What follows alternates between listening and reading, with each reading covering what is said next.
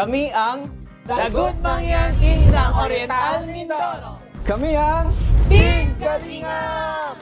Kami ang Dagut Mangyan Team ng Oriental Mindoro, and syempre ang ginagawa namin ay pagtulong pa rin and charity, and isa din mga pinupuntahan namin mga kabundukan, at isa talaga sa mga priority namin ay ang mga katutubong mangyan ng Oriental Mindoro. Kami po ang Team Kalingap, isang charity vlogger po from Bicol, Daet Camarines Norte. And yun po, tumutulong po kami sa mga taong nangailangan. Yung perang papanalunan po. Siyempre, mag-import siya ng charity po namin. Sobrang nakakatuwa, parang hindi namin in-expect na nandito na kami sa family feud kasi sobrang matouch ka na lang.